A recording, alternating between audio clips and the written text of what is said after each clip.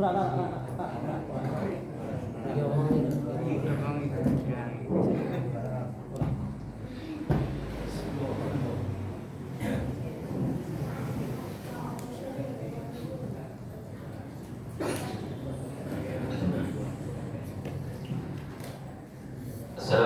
warahmatullahi wabarakatuh.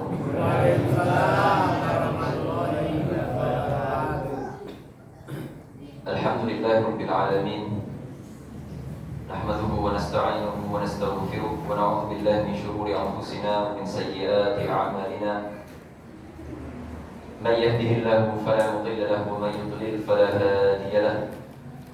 وأشهد أن لا إله إلا الله وحده لا شريك له وأشهد أن محمدا عبده ورسوله وصفيه وخليله وخيرته من خلقه بلغ الرسالة وأدى الأمانة ونصح للأمة وكشف الله تعالى به الأمة وجاهد في الله حق الجهاد حتى أتاه من ربه اليقين صلى الله عليه وعلى آله وأصحابه ومن تبعهم بإحسان إلى يوم الدين وسلم تسليما كثيرا. أما بعد، يا أيها الذين آمنوا اتقوا الله حق تقاته ولا تموتن إلا وأنتم مسلمون، فإن خير الحديث كتاب الله وخير الهدي هدي محمد صلى الله عليه وسلم وشر الأمور محدثاتها وكل بدعة ضلالة. اللهم علمنا ما ينفعنا وانفعنا بما علمتنا وزدنا علما وتقى يا أرحم الراحمين. Alhamdulillahirabbil alamin. Kita ucapkan syukur kita kepada Allah Subhanahu wa taala atas limpahan nikmatnya, terutama nikmat iman, nikmat yang paling mahal dalam kehidupan kita, yang dengan nikmat tersebut kita tergerak untuk melaksanakan perintah-perintah Allah Subhanahu wa taala. Dan semoga Allah Subhanahu wa taala menjadikan perkumpulan kita pada malam hari ini adalah perkumpulan yang mubarak, yang Allah berkahi, yang semoga Allah Subhanahu wa taala pertemukan kita kembali di jannahnya nanti di hari kiamat. Jemaah rahimani wa rahimakumullah,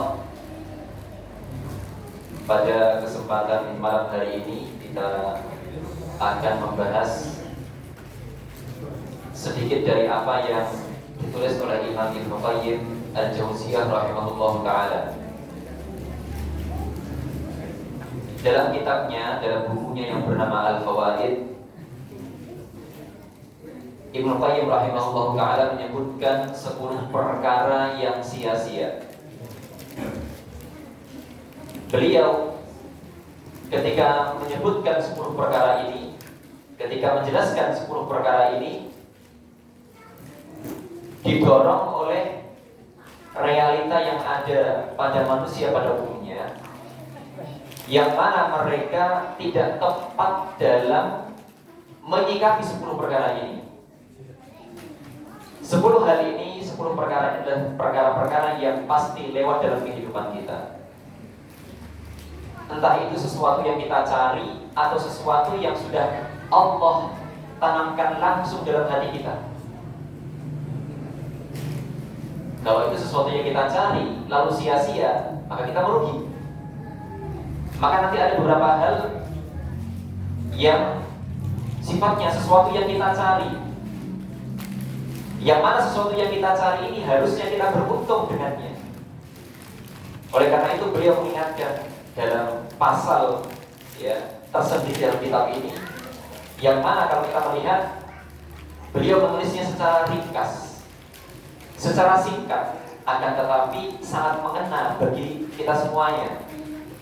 Mengapa sangat mengena? Dikarenakan 10 perkara inilah perkara-perkara yang pasti lewat dalam kehidupan kita. Siapapun akan memilikinya. Oleh karenanya, ketika kita memiliki 10 perkara ini atau sebagian darinya, kita harus tepat dalam menyikapinya agar tidak sia-sia di mata Allah Subhanahu wa taala. Tentunya ketika kita mempertimbangkan sia-sia atau bermanfaat, patokan kita apa? Patokan kita pada apa yang Allah lihat, bukan apa yang manusia lihat atau nilai. Jemaah rahimani wa rahimakumullah, 10 perkara tersebut adalah yang pertama, Beliau mengatakan ilmun la yu'mal bihi, ilmu yang tidak diamalkan. Ini bisa menjadi introspeksi diri kita masing-masing. Masing-masing dari kita ketika sudah belajar sekian lama ilmu agama, kita mengenal Allah Subhanahu wa taala, kita mengenal Nabi Muhammad sallallahu alaihi wasallam, kita mengenali apa itu syariat, kita mengenali apa yang halal, apa yang haram. Kita mengenali, kalau mungkin kajian-kajian sebelumnya bersama sebagian asatidzah ya tentang mahram, apa batasan mahram dalam agama. Dari semua ilmu yang sudah kita ketahui, yang bersifat umum ataupun khusus, sebenarnya kita diminta satu, yaitu mengamalkan ilmu yang sudah kita pelajari. Jangan sampai ilmu yang sudah kita pelajari menjadikan kita sebagai pribadi yang merugi di mata Allah Subhanahu wa taala. Maka seyogianya atau seharusnya ketika seorang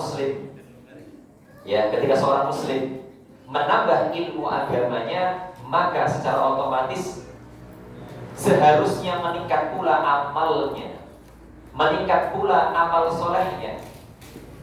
Di hari ini belajar tentang ilmu, ya tentang apa sesuatu yang halal atau mungkin fikih. Maka dengan ilmu fikih yang sudah dia pelajari, dia melihat kepada yang sudah berlalu. Sudahkah kulakukan? Sudah tepatkah ketika aku melakukannya? Jika belum kulakukan, maka aku bertugas untuk membuat rancangan bagaimana aku akan melakukannya. Jika sudah dan ternyata ada kekeliruan, maka kewajibanku adalah memperbaikinya. Jadi dalam hidup itu kita membutuhkan waktu dalam setiap harinya di mana kita merenung akan amal-amal kita. Jadi dalam beramal itu jangan fokus amal saja, tapi ada waktu di mana kita perlu bermuhasabah, berintrospeksi. Salatku sudah benar atau belum? Wuduku sudah benar atau belum? Lisanku sudah kujaga atau belum? Gerak-gerikku sudah baik atau belum? Ada saat-saat yang di mana pada saat tersebut kita mengintrospeksi apa yang sudah kita lakukan. Tentunya berdasarkan ilmu yang sudah kita miliki. Oleh karena itu ketika ilmu sudah kita pelajari, kajian sana kita ikut, kajian masjid lain kita ikut, kajian hampir tiap hari mungkin kita mengaji, mempelajari Al-Quran, mempelajari sunnah Nabi Sallallahu Alaihi Wasallam. Jangan-jangan itu hanya sebatas aktivitas tanpa manfaat. Maka dari itu dalam mempelajari ilmu Allah Subhanahu wa taala, apa niat yang benar? Niat yang benar adalah mengangkat kebodohan dari diri kita. Artinya mengisi diri kita dengan ilmu, yang dengan ilmu itu kita meluruskan langkah kita dalam hidup kita. Kemana arah hidup kita? Allah menginginkan kita itu arahnya kemana? Dari ilmu yang kita pelajari.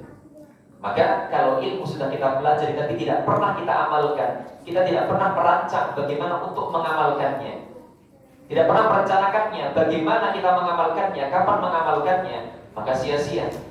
Ini yang pertama, ilmu la yu'mal bihi, ilmu yang tidak diamalkan. Yang kedua, beliau mengatakan amalun la yakhlasu fihi wa la ibtida'. Jadi ilmu sekarang amal. Amal ini otomatis sesuatu yang tidak pernah lepas dari kehidupan kita. Amal di sini artinya apa? Amal ibadah. Dalam kehidupan kita itu, setiap kegiatan yang kita lakukan, aktivitas yang kita lakukan tidak lepas dari dua hal. Yang pertama dinamakan ibadah, yang kedua dinamakan adah. Adah itu artinya kebiasaan sehari-hari, aktivitas rutin, hal yang rutin kita lakukan. Contohnya apa? Kalau ada atau kebiasaan, ya makan kalau pagi hari jam 6.30 sebelum berangkat sekolah, bagi yang sekolah makan. Itu rutinitas. Ya, jadi ada rutinitas, ada juga ibadah. Maka dari itu, dari sekian aktivitas yang kita lakukan, yang mana itu merupakan ibadah kita kepada Allah. Apa arti ibadah? Arti ibadah adalah dengan aktivitas itu kita mengharap pahala dari Allah Subhanahu wa taala. Kita mengharap surga Allah Subhanahu wa taala. Nah, amal di sini maksudnya adalah amal ibadah. Amal ibadah seperti apakah yang sia-sia? Jangan-jangan kita ini sudah sholat sekian tahun, sudah puasa berkali-kali, puasa Ramadan, ya, kita sudah zakat, bahkan kita sudah sedekah, bahkan amal soleh banyak yang kita lakukan, tapi jangan-jangan amal itu tidak Allah terima. Maka kita perlu mengenali apa syarat diterimanya amal. Syarat diterimanya amal ada dua. Yang mana dua syarat ini ketika tidak terpenuhi pada amal soleh, maka amal soleh itu masuk dalam kategori ini, amal soleh atau amalan yang sia-sia. Amal yang sia-sia adalah ketika amal itu tidak memenuhi dua syarat ini. Beliau katakan di sini, la ikhlasu fihi, amal yang tidak ada keikhlasan di dalamnya. Maksud ikhlas di sini bedakan ya, ikhlas dalam ibadah itu beda dengan ikhlas atau tulus. Jadi ini bahasa harian kita ini harus kita bedakan, jangan disamakan. Jadi itu ikhlas ini artinya bukan tulus. Aku ikhlas kok. Jadi misalnya kehilangan duit, kecolongan misalnya. Ya, habis itu mungkin didolimi oleh orang, disakiti oleh orang. Ya, temannya mengatakan balesan. Ya, dia sudah mendolimi kamu. Aku ikhlas. Ikhlas yang dia katakan pada kasus ini berbeda maknanya dengan ikhlas dalam ibadah. Ikhlas dalam ibadah artinya adalah, ya, meniatkan ibadah itu hanya untuk Allah Subhanahu wa Ta'ala saja. Ya, mempersembahkannya hanya untuk Allah Subhanahu wa Ta'ala saja, bukan untuk selainnya. Itulah makna ikhlas. Jadi niat kita ketika beribadah hanya untuk Allah Subhanahu wa Ta'ala. Ini syarat pertama dalam ibadah. Jadi ketika kita melakukan ibadah apapun, sholat kita, atau sekarang ini kita mempelajari ilmu Allah Subhanahu wa Ta'ala, mencari ilmu, ini juga ibadah. Jangan sampai hidupnya kita malam hari ini harusnya ibadah menjadi adah, ibadah menjadi rutinitas. Ya, yang mana adah atau rutinitas itu tidak ada pahalanya. Ya mungkin datang karena apa? Ya, sungkan atau malu dengan tetangganya atau dengan temannya. Teman sudah ngajak, yang ramah hati rapai harus makan buaya. Formalitas, sing penting ngetok. Nah itu sudah apa? Menjadikan ibadah yang seharusnya ibadah tadi, mencari ilmu, menjadi adah. Duduknya dia setengah jam atau 1 jam tidak membuahkan pahala karena niat yang ada di hatinya.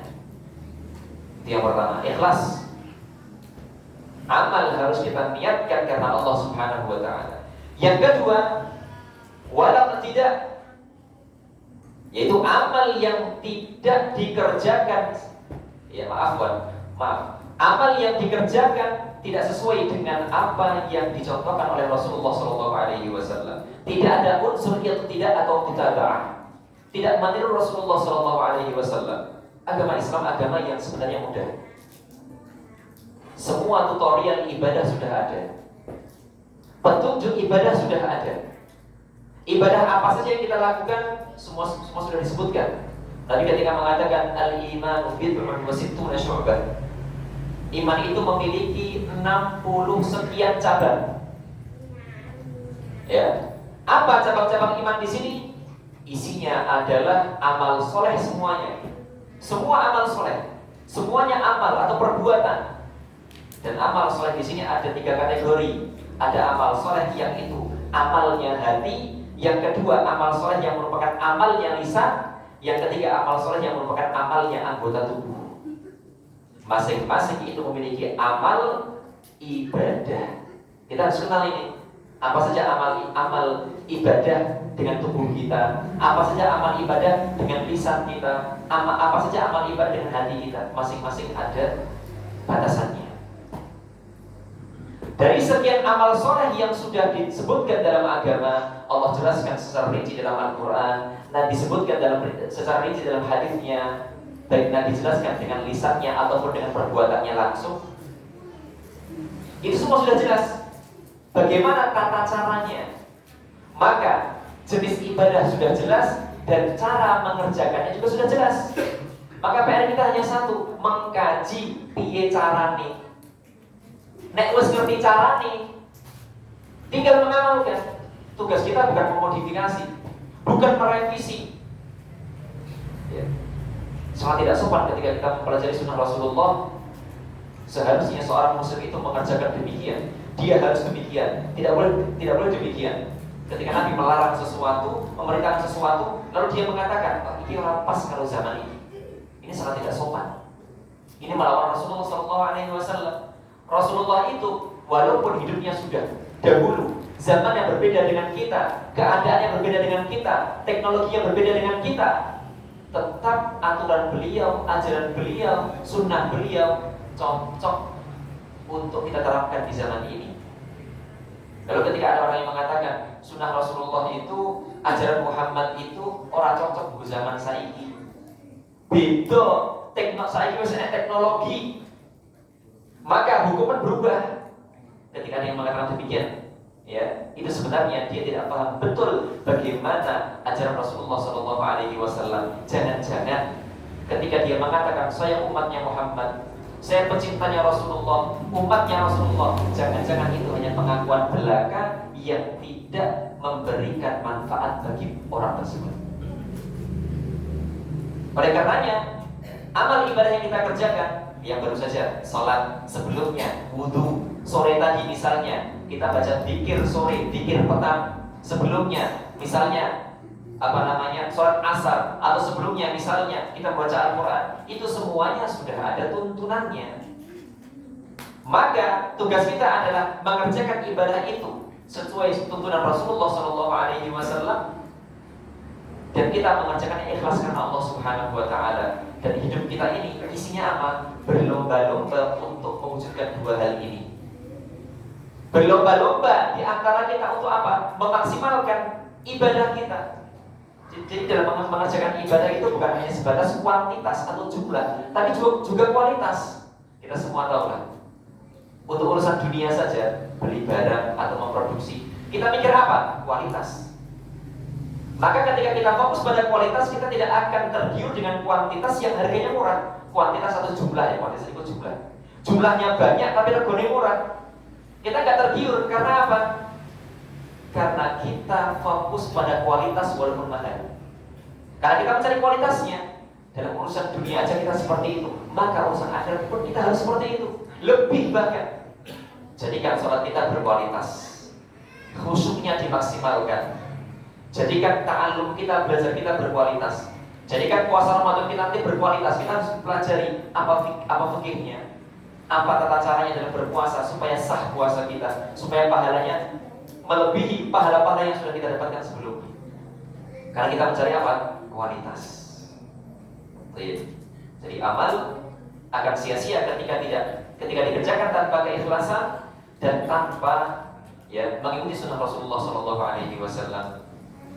Itulah yang disebutkan oleh Imam Fudail bin Iyad ketika menafsirkan firman Allah Subhanahu wa taala, "Alladzi khalaqal mauta wal hayata liyabluwakum ayyukum ahsanu amala."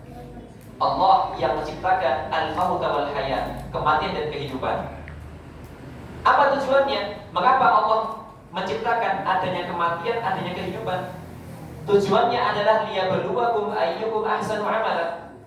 Barangkali orang berpikir, urip ning dunya bar kuwi mati, bar mati diurip kemeneh. Uripe mengko kuwi kekal. Ngopo rasa iki sisan, urip iki kekal sisan. Ada tujuannya. Allah menjadikan kematian setelah hidupnya kita di dunia. Apa tujuannya? Liyabluwakum ayyukum ahsanu amala. Untuk menguji kalian wahai manusia, menguji kita semuanya. Siapa di antara kalian yang amalnya paling baik? Amal paling baik itu apa? Apakah amal yang paling banyak? Apakah amal yang mengalahkan orang lain? Belum tentu. Amal yang paling baik adalah Fudail bin Iyad mengatakan amal yang paling ikhlas dan amal yang paling sesuai dengan sunnah Rasulullah SAW. Maka sinamnya kita, belajarnya kita dalam kajian-kajian yang kita ikuti dalam rangka upaya kita untuk membenahi cara ibadah kita kepada Allah Subhanahu wa taala. Maka seharusnya ada upaya pembenahan pada amal-amal kita setelah kita selesai mengikuti kajian-kajian fikih misalnya, atau kajian-kajian lainnya, akidah misalnya. Sehingga semakin ilmu bertambah, semakin meningkat pula kualitas amal kita dalam kehidupan kita sebagai pegang menghadap Allah Subhanahu wa taala. Kita mencari yang terbaik. Kita mencari yang terbaik di mata siapa? Di mata Allah, bukan di mata manusia. Itu yang kedua. Yang ketiga, wamalun. Apa hal sia-sia yang ketiga? Harta. Jadi harta itu bisa bermanfaat, bisa juga sia-sia. Sia-sia artinya apa? Sia-sia artinya adalah dia tidak bisa dinikmati oleh pemiliknya ketika di dunia dan tidak berguna baginya di akhirat. Jadi ketika di akhirat dia sama sekali tidak sedikit pun mendapatkan pahala atas harta yang dia dapatkan, mendapatkan balasan atas harta yang dia miliki ketika di dunia. Maka ada istilah investasi akhirat. Dengan apa? Dengan harta. Contohnya apa investasi akhirat? Berdonasi pada peluang-peluang amal jariah, membangun masjid, membangun lembaga pendidikan, ya, melancarkan proyek-proyek dakwah. Itu semuanya akan ketika lancar, ketika berjalan dengan baik. Misalnya sebuah lembaga pendidikan membutuhkan support dana misalnya. Dengan dana ini akhirnya lancar proses dakwah, mendidik para generasi Islam itu berjalan dengan baik. Lahirlah para ulama, lahirlah para kiai. Yang dengan para kiai ini di masa mendatang akan mencerahkan umat, akan menyebarkan Islam. Maka orang yang berdonasi 1.000, 2.000 dalam proyek itu, sekarang 1.000, 2.000, hitungan yang remeh. Tapi jika dia niatkan, ya Allah, hatinya mengatakan, nawaitu, aku niati supaya walaupun dengan 1.000 ini semakin lancar program dakwah, semakin lancar program pendidikan Islam, sehingga Islam kembali berjaya, sehingga Islam kembali mulia di muka bumi ini, sebagaimana zaman Rasulullah SAW dahulu. Dengan niat seperti itu, akhirnya apa? Allah melipat gandakan. Itu maksudnya sedekah. Ketika sedekah, apa pahala? Ketika infak sedekah, apa pahalanya? Allah lipatkan sampai 7 kali lipat, bahkan lebih. Ila adha'afin. Harta yang sia-sia adalah la yunfaqu minhu, harta yang tidak diinfakkan, harta yang tidak dialokasikan. Alokasikan artinya apa?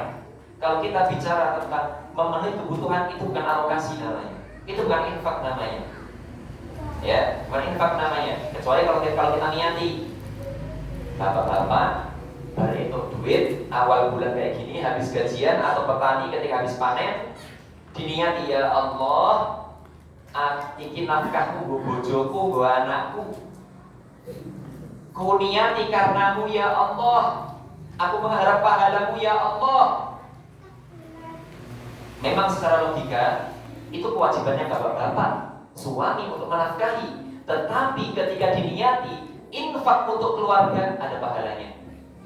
Nabi nanti kok, ya, sesuatu yang kau lafadznya tidaklah engkau menginfakkan sesuatu, ya, hatta sampai-sampai sesuatu yang kau suapkan kepada mulut istrimu. Artinya apa? Makanan yang kau berikan kepada keluargamu, itu akan menjadi apa? Pahala sedekah. Apa syaratnya? Diniati sedekah.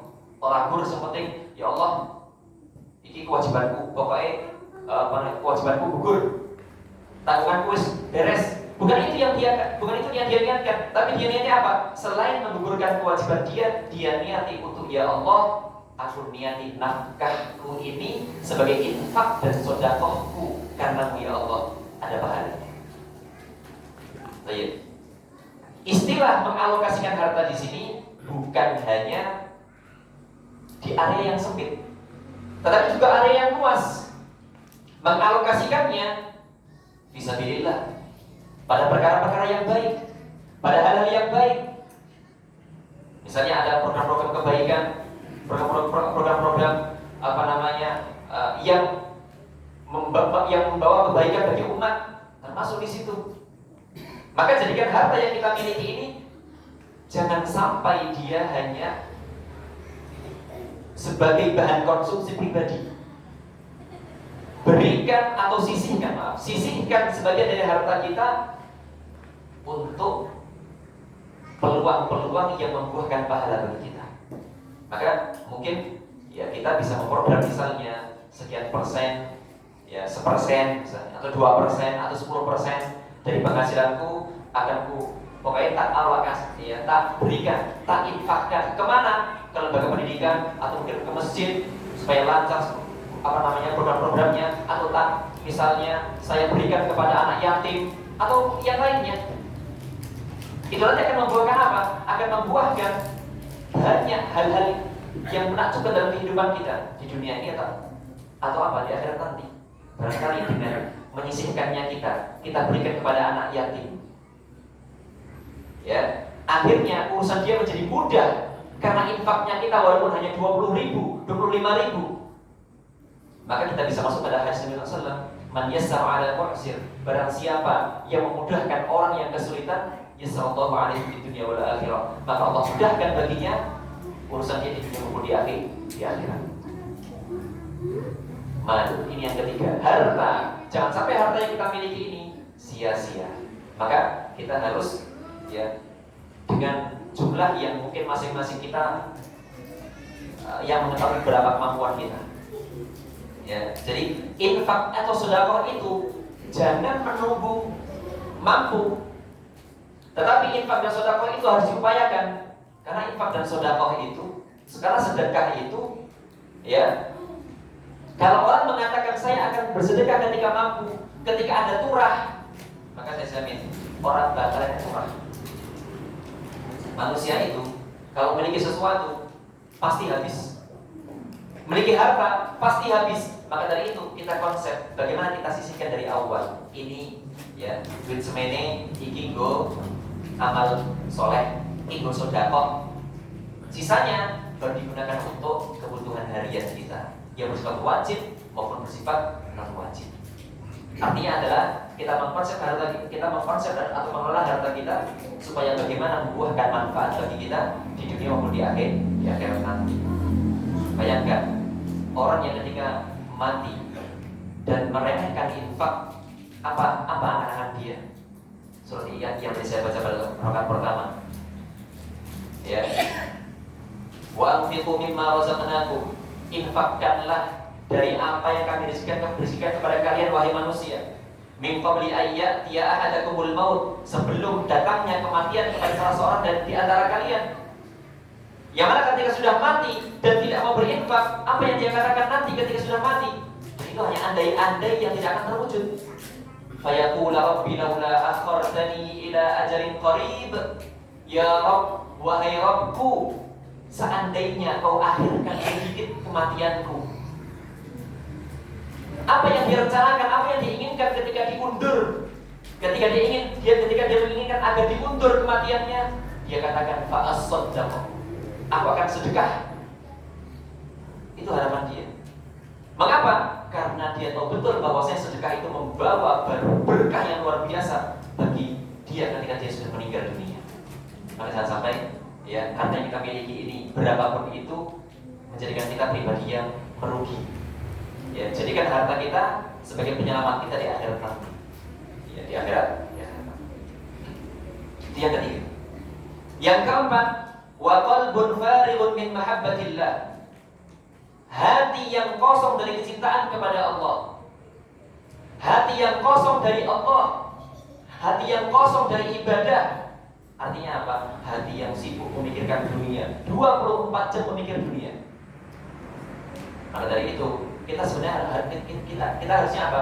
Bersyukur kepada Allah Subhanahu wa taala ketika Allah mewajibkan kepada kita dalam sehari semalam 5 sholat wajib. Mengapa? Karena dengan diwajibkannya sholat 5 wajib tersebut, 5 sholat tersebut, kita ada waktu sejenak 10 menit, 15 menit, atau bahkan mungkin setengah jam, di mana kita meninggalkan pikiran kita tentang dunia dan fokus kepada Allah Subhanahu wa taala. Jadi istilahnya ini apa? Kita kalau bahasa gampangnya mungkin kita dipaksa supaya hubungan dengan Allah. Bayangkan kalau tidak ada paksaan seperti itu, manusia akan tenggelam dalam apa? Dunia. Sedangkan hati yang tidak pernah berhubungan dengan Allah, hati yang mati hubungannya dengan Allah Subhanahu wa Ta'ala, tidak akan membawa kebahagiaan baginya ketika dunia, apalagi di akhirat nanti. Jadi orang beriman itu luar biasa. Ya, orang beriman itu luar biasa. Yang hatinya penuh dengan keimanan, yang hatinya senantiasa berhubungan dengan Allah Subhanahu wa Ta'ala, sering connect dengan Allah Subhanahu wa Ta'ala. Connect-nya orang gur karo internet. Kalau kita mungkin hari ini kebanyakan connect-nya apa? Mungkin connect-nya lewat WhatsApp dengan orang-orang, dengan manusia. Hubungan kita dengan manusia itu mungkin intens, sering. Tadi hubungan kita dengan Allah Subhanahu wa Ta'ala selalu Rob, ya, zat yang memudahkan kita memiliki HP, yang memudahkan kita memiliki koneksi dengan manusia, kita lupakan. Wal'iyadzubillah. Allah yang memudahkan kita segalanya, jangan sampai dilupakan. Jangan sampai kita itu hanya ingat kepada jasa manusia. Ingatlah jasa Allah Ta'ala itu lebih besar dan tidak akan bisa kita hitung berapa banyak jasanya Allah Subhanahu wa Ta'ala, berapa banyak nikmat Allah Subhanahu wa Ta'ala. Maka dari itu, hati kita harus kita isi dengan kecintaan kita kepada Allah Subhanahu wa Ta'ala. Dengan apa? Zikir, dengan syukur. Zikir itu sebenarnya kalau kita memperhatikannya, aktivitas kita dalam sehari semalam, perputaran aktivitas itu dalam 24 jam ada momen-momen di mana kita dianjurkan padanya berzikir. Ya, berzikir, melakukan bacaan-bacaan zikir. Ada zikir pagi. Kalau kita mulai mungkin bangun tidur ya bangun tidur pas adzan subuh, misalnya bangun tidur, ada doa bangun tidur. Alhamdulillahilladzi ahyana ba'dama amatana wa ilaihin nusyur. Habis itu apa? Kita beranjak kemana? Beranjak ke tempat wudu, atau mungkin kita buang air dulu. Ketika membuang air ada doanya lagi. Allahumma inni a'udzubika minal khubuthi wal khaba'ith. Kita berlindung kepada Allah dari gangguan syaitan yang pria maupun wanita. Keluar ketika sudah selesai qadul hajat, kita berwudu. Mau berwudu, bismillah. Habis setelah berwudu, doa setelah wudu, asyhadu an la ilaha illallah wahdahu la syarika lah wa asyhadu anna Muhammadan abduhu wa rasuluh. Setelah itu kita beranjak ke masjid, ada doanya lagi. Jadi sebenarnya aktivitas kita dalam sehari semalam itu tidak pernah harus jadi apa? Zikir. Dengan zikir itu nanti, tentunya zikir itu ketika kita membaca bukan hanya sebatas formalitas ya. Mocolan, jadi lisan membaca, tapi hati nggak connect. Orang kayak gitu tidak akan subur hatinya. Orang itu akan subur hatinya ketika dia membaca dan meresapi dan fokus pada apa yang dia baca. Jangan-jangan kita ini sering maca Quran, sering maca zikir, maca hadis, kita mau spirit. Barangkali tidak pernah connect hati kita. Maca seperti maca isuk, tak maca zikir isuk. Tak, ya saya tak membaca zikir pagi. Seperti apa? Maca tidak pernah meresapi apa maknanya, apa yang dibaca. Sehingga hati kita gersang. Walaupun kita mungkin rutin zikir, rajin zikir, tapi hati kita gersang. Karena apa? Kita tidak pernah meresapi apa yang kita baca. Maka dari itu, ya, jadikanlah hati kita ini makmur. Jadikanlah hati kita ini subur dengan apa? Dengan zikir kepada Allah Subhanahu wa Ta'ala, yang mana semuanya sudah ada tuntunannya. Zikir pagi seperti apa? Nanti lanjut, nanti ada zuhur, ada bacaan zikir pada sholat. Ya, nanti habis itu ada aktivitas pulang dari masjid misalnya, keluar masjid ada bacaan doanya, Allahumma inni as'aluka min fadlik. Ya, ketika pulang tidak ada zikir khusus, ya sudah membaca zikir-zikir yang lain. Karena ada bacaan-bacaan zikir dalam kehidupan sehari-hari kita yang sifatnya itu mutlak. Artinya itu tidak berkaitan dengan waktu tertentu. Kapanpun dibaca boleh. Dan ada keutamaannya. Contohnya apa? Subhanallahil azim, subhanallah wa bihamdi. Itu dua lafaz yang pendek, yang singkat, yang ringan. Kalimatani habibatani ilar rahman. Ada dua kalimat, ada dua bacaan yang Allah cintai.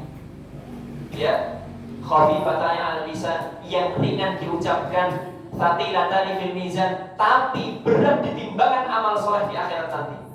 Apa itu? Subhanallah wa bihamdi, subhanallahil azim. Jadi kalau mulai ke masjid atau mungkin makan kerja, numpak motor, numpak onta yang sawah, subhanallah wa bihamdi, subhanallahil azim. Jadi ketika kita beraktivitas, selain kita memenuhi kebutuhan kita, kita juga sedang membuka keran pahala untuk kita. Keran pahala untuk kita, sehingga apa? Hati kita pun sejuk rasanya. Hidup itu bahagia, walaupun duwe sak cukupe, sak onone, ya. Tetapi apa? Kita bahagia karena apa? Kita punya Allah Subhanahu wa taala. Iya. Maka kita harus pintar mengkonsep hati kita. Jadi banyak masalah yang muncul dalam kehidupan kita karena kita tidak bisa mengkonsep hati. Kadang-kala kita menyalahkan pihak lain, menyalahkan pihak di samping kita. Masalah ini karena itu, karena simpulan ini, karena itu, karena ini, karena sarana ini, karena sarana itu. Aslinya bukan karena sarana atau karena orang di sekitar kita, tapi karena hati kita yang tidak bisa mengkonsep dan menyikapi dengan baik. Makanya berdamailah dengan hatimu. Ada istilah seperti itu ya. Belajarlah untuk damai dengan hati. Artinya apa? Menundukkan hati kita. Bagaimana agar hati kita tunduk kepada Allah Subhanahu wa taala?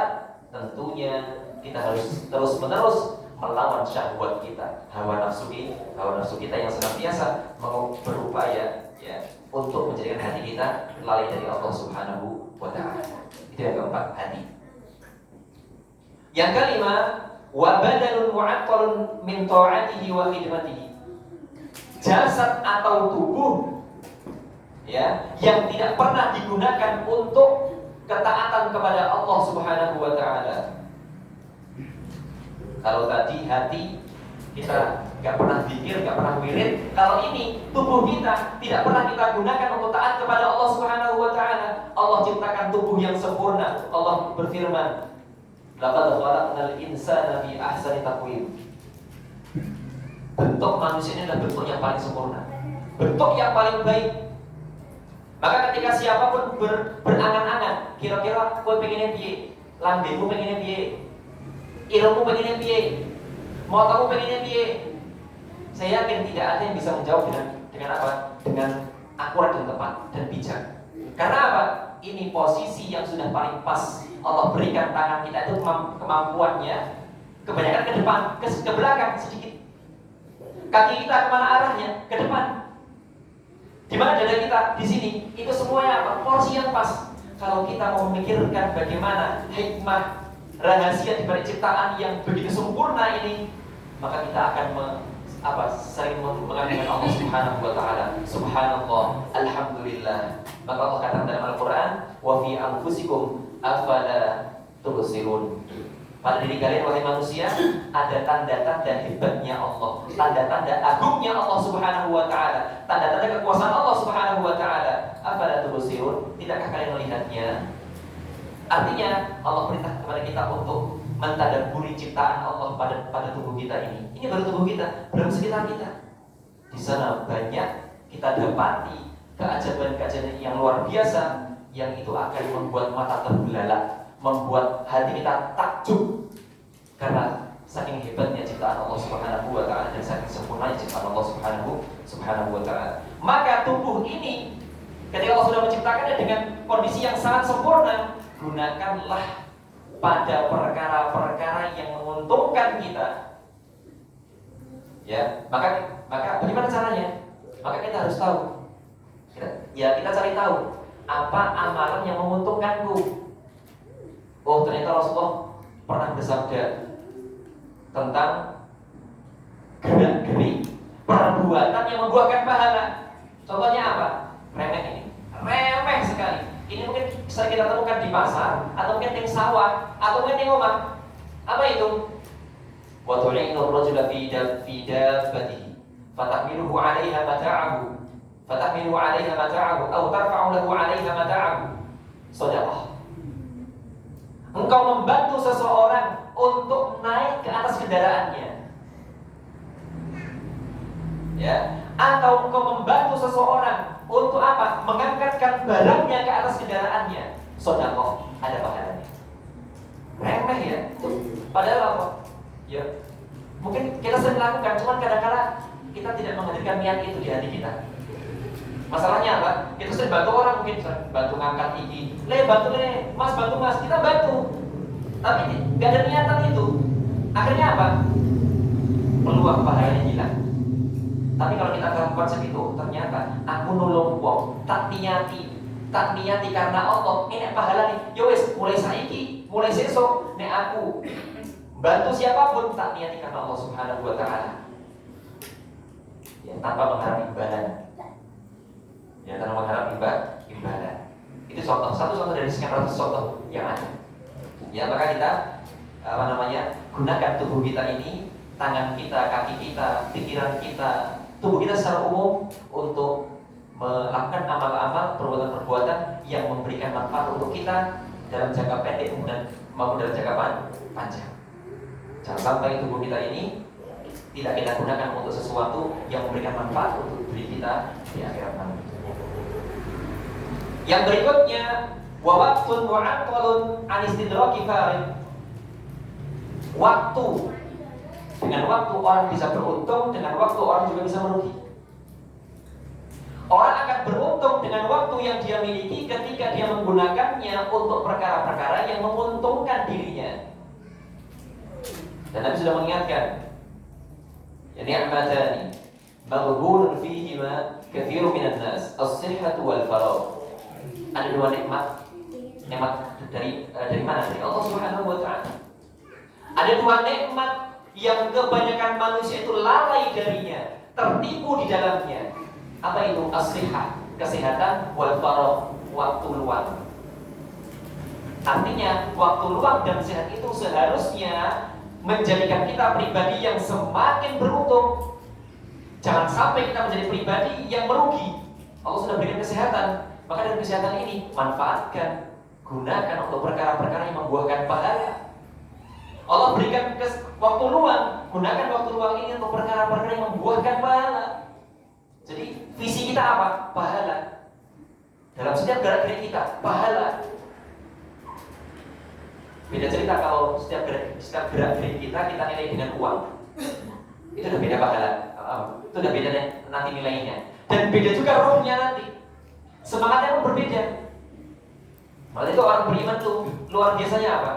Ketika dia mengerjakan amal soleh apapun, sebanyak apapun, seintens apapun, padahal janjinya itu bukan materi yang segera, yang cash saat itu, tapi dia itu mengerjakannya secara tulus.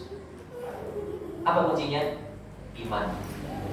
Iman yang kuat akan mendorong kita tulus dalam mengerjakan apapun, membantu orang, memberikan manfaat bagi siapapun, kita tulus tanpa memberikan syarat. Nek jero tolong karo aku kudu ngene. Ya. Kita apa? Kita jadikan diri kita ya sebagai pribadi yang akan bisa memberikan manfaat bagi siapapun, bagi sesama, apalagi bagi Islam, sesuai kemampuan kita, sesuai porsi kita. Yang mampunya dengan harta, ya sudah dengan harta. Karena jangan sampai salah paham ketika kita dimotivasi untuk belajar ilmu agama. Tujuannya itu bukan menjadi ustaz, bukan Pak. Jadi ketika kita dimotivasi untuk belajar ilmu agama, bukan supaya jadi kiai, tapi supaya apa? Supaya ibadah kita kepada Allah itu benar caranya. Urusan nanti jadi kiai, jadi ustaz itu bonus. Itu spesialis yang sebagian orang miliki. Makanya ketika misalnya begini, ada bisnismen, ada pengusaha, lalu ketika dikajian diingatkan, kita harus kencang golek ilmu, perbanyak waktu kita untuk mencari ilmu.